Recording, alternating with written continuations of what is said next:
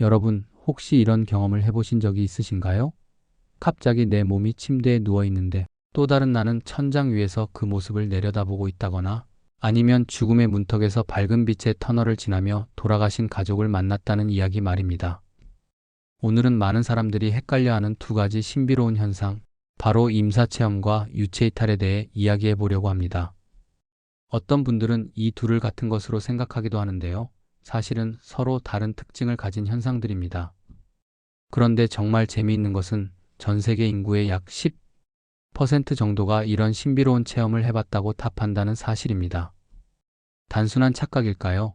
아니면 정말 우리가 모르는 어떤 현실이 존재하는 걸까요? 임사체험은 말 그대로 죽음의 임박한 상황에서 겪는 체험을 의미합니다.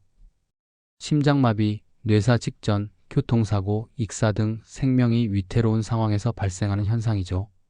중요한 것은 이 체험이 단순한 꿈이나 환각과는 완전히 다르다는 점입니다.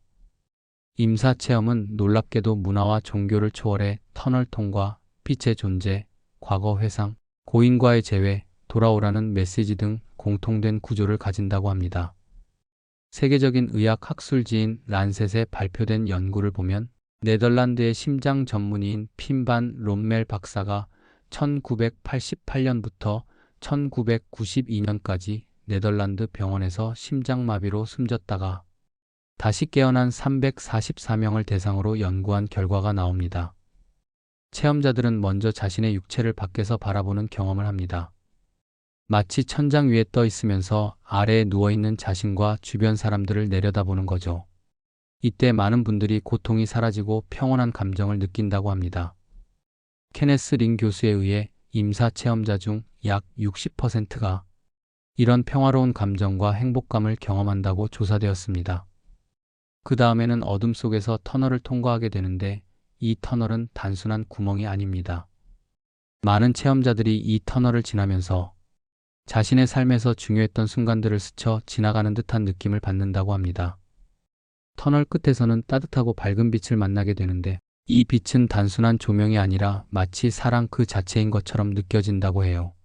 더 신기한 것은 이 빛 속에서 무조건적인 사랑과 평온함을 느끼는 것과 동시에 많은 사람들이 빛의 존재를 만난다는 점입니다. 이 존재는 종교나 문화에 따라 다르게 인식되는데 어떤 사람은 예수님으로, 어떤 사람은 부처님으로, 또 어떤 사람은 돌아가신 가족으로 느낀다고 합니다. 중요한 것은 이 존재가 심판하거나 비난하지 않고 오직 사랑만을 전해준다는 점입니다.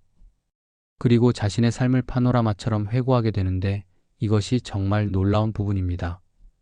단순히 기억하는 것이 아니라 자신이 다른 사람들에게 미친 영향까지도 그 사람의 입장에서 체험하게 된다고 합니다.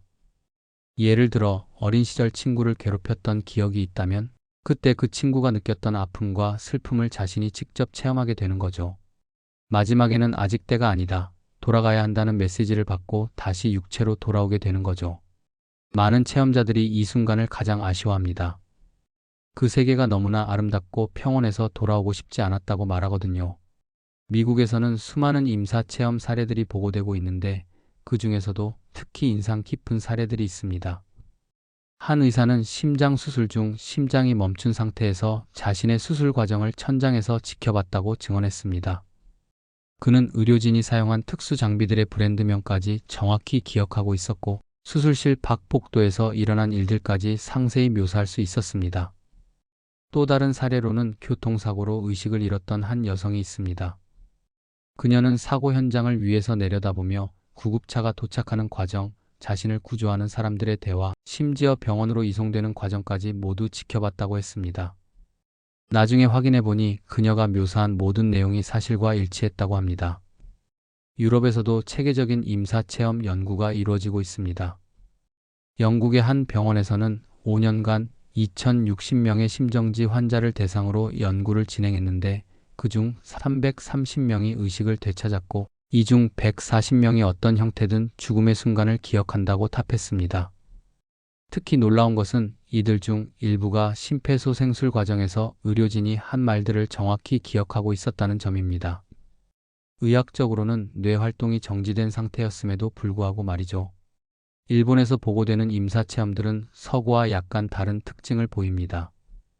일본인들의 임사 체험에서는 서구에서 흔한 터널과 빛 체험보다는 삼도천이나 고산, 지대의 아름다운 꽃밭 같은 동양적 이미지들이 더 자주 나타납니다. 한 일본인 체험자는 이렇게 말했습니다.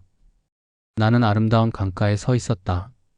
강 건너편에는 벚꽃이 만발해 있었고 돌아가신 할머니가 나를 부드럽게 바라보고 계셨다. 할머니는 아직 오면 안 된다. 돌아가거라라고 말씀하셨다.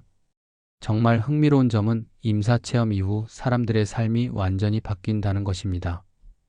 환각 후에는 불안, 혼란, 정신적 후유증이 남는 경우가 많지만 임사 체험 후에는 죽음에 대한 공포가 줄고 영적 관심이 커지며 삶의 태도가 이타적으로 변하는 장기적 변화가 흔하다고 합니다. 미국에 사는 어떤 임사 체험자는 스스로의 변형에 대해 이렇게 정리했습니다. 임사 체험이 일어나기 전 나의 우선순위는 엉망이었다. 그 순위가 완전하게 뒤집혔다. 맨 위였던 것이 맨 밑이 되었다. 인생을 하루하루 소중히 사는 것을 알았다. 이제 유체이탈에 대해 이야기해 봅시다. 유체이탈은 임사 체험과 달리 죽음의 위험이 전혀 없는 상황에서도 일어날 수 있는 현상입니다. 명상, 수면 직전, 수술 마취 상태, 심한 스트레스 등의 상황에서 발생하죠.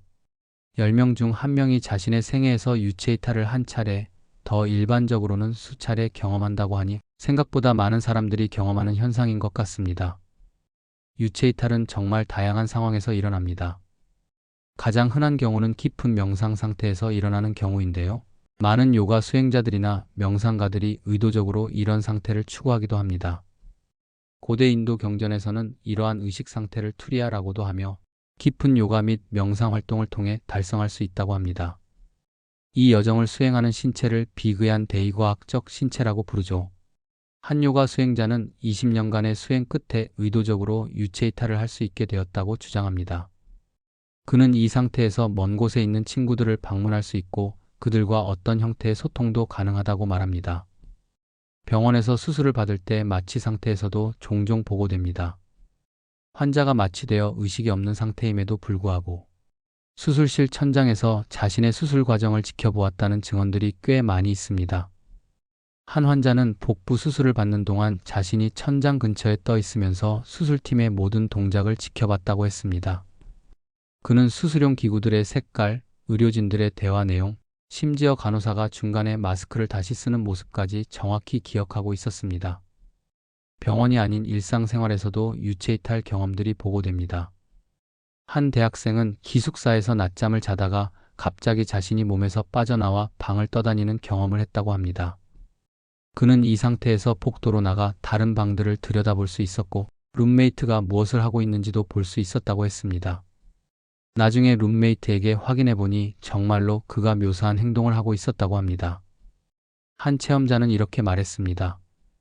그 당시 몸이 피곤해서 잠깐 침대에 누워 잠을 청하려고 했다. 그런데 갑자기 내 귓가에 신비로운 멜로디가 들리기 시작했다. 그 소리는 마치 천상계에서 들려주는 선율과 같이 맑고 아름다웠다. 바로 그 순간 내 몸은 분명 그대로 누워 있는데 또 다른 내가 공중으로 부양하기 시작했다. 정말 신기한 것은 유체이탈을 경험한 사람들 대부분이 겪은 공통점 하나가 있습니다. 바로 신비로운 멜로디와 음악 소리를 들었다는 점이라고 합니다. 이런 공통점들을 보면 단순한 우연이라고 하기에는 너무 일치하는 부분이 많은 것 같습니다. 재미있는 것은 이 상태에서도 의식은 완전히 또렷하다는 점입니다. 오히려 평상시보다 더 맑고 깨어있는 느낌을 받는다고 많은 체험자들이 증언합니다. 또한 벽이나 물체를 자유롭게 통과할 수 있다고 합니다. 마치 자신이 물질이 아닌 에너지나 의식 상태가 된 것처럼 느낀다고 해요. 유체이탈은 고대부터 여러 문화권에서 알려진 현상이었습니다. 이집트의 피라미드 텍스트에도 영혼이 몸을 떠나는 과정에 대한 기록이 있고 티베트의 바르도 토돌사자의 서에도 비슷한 내용이 나옵니다. 티베트 불교에서는 포화라는 수행법을 통해 의도적으로 의식을 몸 밖으로 내보내는 훈련을 합니다. 숙련된 수행자들은 이를 통해 죽음의 순간에도 의식을 잃지 않고 다음 생으로 이어갈 수 있다고 믿어집니다. 현대에도 유체이탈을 시도하려는 사람들이 많습니다. 가장 일반적인 방법은 로프 기법이라고 불리는 것으로 침대에 누워서 상상 속의 로프를 타고 올라간다고 생각하는 것입니다. 또 다른 방법은 진동 기법인데 몸 전체에 진동이 일어나는 것을 느낄 때까지 집중한 다음 그 진동을 이용해 몸에서 빠져나온다고 상상하는 것입니다. 하지만 이런 기법들의 효과에 대해서는 개인차가 크고 과학적으로 입증되지 않았다는 점을 알아두셔야 합니다. 그럼 이제 두 현상의 차이점을 정리해 볼까요? 발생 조건부터 살펴보면 임사체험은 반드시 생명이 위험한 상황에서 일어나지만 유체이탈은 명상이나 수면 중 등 평범한 상황에서도 가능합니다. 체험 내용도 다릅니다. 임사체험은 터널, 빛, 삶의 회고, 영적 존재와의 만남 등 복합적인 경험을 하지만 유체이탈은 주로 자신의 몸을 밖에서 바라보는 경험에 집중됩니다. 체험 강도도 차이가 납니다.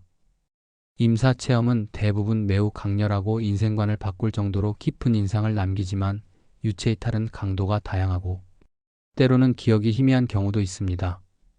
지속 시간을 보면 임사체험은 몇 초에서 수분간 지속되며 강한 기억으로 남지만 유체이탈은 몇 초에서 몇 분까지 다양하고 기억이 희미한 경우도 많습니다. 목적성에서도 차이가 있습니다. 임사체험은 삶과 죽음의 경계 체험으로 의미가 깊지만 유체이탈은 실험적이거나 탐험적 혹은 우발적 체험의 성격이 강합니다. 과학자들은 이런 신비로운 현상들을 어떻게 설명하려고 할까요? 먼저 유체이탈에 대한 연구부터 살펴보겠습니다. 스위스의 신경학자 올라프 블랑크는 뇌 우측의 두정엽과 측두엽의 경계, 부위를 직접 전극으로 자극하여 인공적으로 유체이탈 현상을 일으킬 수 있었다고 합니다. 측두두정 접합부에 전기 자극을 가했을 때 유체이탈이 일어나는 듯한 느낌을 받는다고 하며 뇌전증 환자의 경우 측두두정 접합부에 발작이 일어났을 때 유체이탈을 경험했다는 보고도 있습니다. 임사체험에 대해서는 더 복잡한 설명들이 제시되고 있습니다. 첫째는 저산소증 이론입니다. 뇌에 산소가 부족해지면 환각 상태에 빠질 수 있고 이때 엔도르핀 같은 신경 전달 물질이 다량 분비되어 행복감을 느낀다는 설명입니다. 케네스 링 교수에 의해 임사 체험자 중 약 60%가 경험한다고 조사된 평화로운 감정과 행복감은 이처럼 죽기 직전에 뇌의 한 부분에서 폭포수처럼 퍼져나가는 전기 에너지로 인해 느끼는 흥분 때문인 것으로 볼 수 있습니다. 둘째는 터널 효과에 대한 설명입니다. 심리학자 수전 블랙모어는 임사체험과 유체이탈 체험에서 나타나는 터널 효과가 망막으로부터 오는 정보를 처리하는 뇌 뒤쪽 시각 피질이 자극받아 나오는 결과일지 모른다고 말합니다. 즉, 산소가 결핍되는 저산소증이 일어나면 시각 피질에 있는 신경세포가 정상적인 발화 속도를 방해할 수 있습니다. 뇌의 다른 영역에서 이것을 동심원 형태나 고리, 나선형으로 해석할 수 있다는 분석도 나오는데 이러한 뇌의 착각이 마치 4후 세계의 터널을 다녀온 것처럼 묘사될 수 있다고 합니다. 하지만 이런 과학적 설명들에도 한계가 있습니다. 1991년 치명적인 뇌동맥류로 진단받은 팸 레이놀즈라는 환자의 이야기는 의학계에서 매우 유명한 사례입니다. 레이놀즈는 뇌동맥류 수술을 받기 위해 가사상태 수술이라는 극단적인 시술을 받았습니다. 이 수술은 환자의 체온을 10도까지 낮추고 심장을 정지시키며 뇌파도 완전히 평평한 상태로 만드는 것입니다. 의학적으로는 완전한 죽음 상태라고 할 수 있죠. 그런데 그럼에도 불구하고 레이놀즈는 깨어난 후 수술실에서 의사들 간의 오간 대화를 정확히 기억해냈습니다. 더욱 놀라운 것은 수술 당시 사용된 도구인 마이다스 렉스라는 브랜드의 수술톱에 대해 정확히 설명했다는 점입니다. 네덜란드의 심장병 학자 핀반 로멜은 심장마비 환자 344명을 면담 조사한 결과 임상학적으로 사망했다가 다시 소생한 이들 환자 중 18%만이 임사체험의 요소 중 최소한 한 가지를 보고한 것으로 나타난다고 했습니다. 만약 임사체험이 뇌의 산소결핍증 같은 생리적 원인으로 인해 발생한 것이라면 왜 임상학적으로 사망했던 344명이 모두 임사체험을 경험하지 않고 18%만 보고한 것일까라는 의문이 남습니다. 핀반 로멜의 연구 결과에 의하면 환자에게 투여한 약물과 임사체험을 경험할 확률은 통계학적으로 아무런 관계가 없는 것으로 나타났습니다. 실제로 약물을 전혀 사용하지 않은 상태에서도 임사체험이 많이 보고되고 있습니다. 정말 흥미로운 것은 실제로 마약을 경험해 본 사람들이 임사체험과 환각의 차이를 명확하게 구분한다는 점입니다. 정형외과 의사 토니 시클리는 LSD를 젊었을 때 한두 번 사용해 본 적이 있다. 색이 변하거나 청각이 섞이는 기이한 느낌은 있었지만 그것은 정신이 현실을 잃는 방향이었지 절대 진리를 느끼는 경험은 아니었다. 임사체험에서는 나는 내 몸을 벗어나 있었고 압도적인 사랑과 평화를 느꼈다. 이건 환각과는 비교조차 안 된다고 증언했습니다. 또 다른 체험자는 나는 LSD, 메스암페타민, 헤로인을 전부 해봤다. 그때는 내가 신을 본 것처럼 느꼈지만 다 끝나고 나면 허무함과 혼란만 남았다. 그런데 교통사고로 심정지가 왔을 때 체험한 건 전혀 달랐다. 거긴 사랑과 이해가 가득한 곳이었고 나는 실제로 누군가가 나를 부드럽게 안아주는 걸 느꼈다고 말했습니다. 환각은 LSD 같은 약물, 정신질환, 수면 부족, 고열 등으로 인해 뇌의 감각 영역이 과도하게 활성화되면서 현실 인식이 왜곡되는 현상입니다. 이때 뇌는 깨어있고 뇌파도 활발하며 체험은 주관적이고 사람마다 다르게 나타난다고 합니다. 반면 임사체험은 심정지, 뇌파 정지, 중환자 마취, 외상 등 생명의 위협이 가해진 상태에서 발생하는 의식 경험으로 뇌 활동이 거의 없거나 정지된 상태에서 보고되는 경우가 많다고 합니다. 환각은 LSD 같은 약물, 정신질환, 수면 부족, 고열 등으로 인해 뇌의 감각 영역이 과도하게 활성화되면서 현실 인식이 왜곡되는 현상이다. 이때 뇌는 깨어있고 뇌파도 활발하며 체험은 주관적이고 사람마다 다르게 나타난다. 시각 청각의 혼합, 극단적인 쾌락, 행복감이 불규칙하게 나타나며 반복적으로도 일관성이 낮다. 효과가 끝나면 현실을 부정적으로 보게 돼서 중독성은 심해지고 삶은 점점 더 피폐해질 뿐 마약을 해서 삶이 이타적으로 변하지 않는다. 정말 놀라운 것은 임사체험의 핵심 요소들이 문화와 종교를 초월해서 나타난다는 점입니다. 비교적 문화권의 영향이 적다고 생각할 수 있는 아이의 임사체험에서는 유체이탈, 터널, 빛의 세 가지 요소를 볼 수 있으며 어른보다 간단하다고 보고되었습니다. 하지만 세부적인 내용에서는 문화적 차이도 나타납니다. 일본인의 경우는 삼도천이나 고산 식물이 만발한 곳을 만나는 확률이 높고 빛 체험을 만나는 확률은 비교적 낮다는 결과가 나왔습니다. 또 옛 일본인의 임사 체험에는 염라대왕이 자주 등장했지만 현재는 대부분 볼 수 없다고 합니다. 수잔 블랙모어는 인도에서 12회의 임사 체험을 수집했지만 중 8개의 예가 서구의 것과 같았다고 말하며 핵심 경험은 문화를 초월하지만 세부 내용은 문화적 영향을 받는다는 것을 보여줍니다. 과학자들은 이런 신비로운 현상들을 객관적으로 검증하려고 계속 노력하고 있습니다. 미국 버지니아 대학 연구팀과 영국의 사우샘프턴 대학 연구팀은 현재 유체이탈에 대한 매우 특별한 실험을 진행 중입니다. 심폐소생술이 이루어지는 병실에다 침대 위에 누운 상태에서는 볼 수 없고 천장에서만 볼 수 있는 모니터를 설치한 다음 다시 살아난 환자들에게 그 화면을 보았는지의 여부를 조사하고 있다고 합니다. 맨체스터 메트로폴리탄 대학의 응용인지 심리학과 부교수들에 따르면 임사체험을 설명하는 가장 과학적인 접근법은 임사체험을 뇌의 영역, 간 상호작용으로 해석하는 방법이라고 합니다.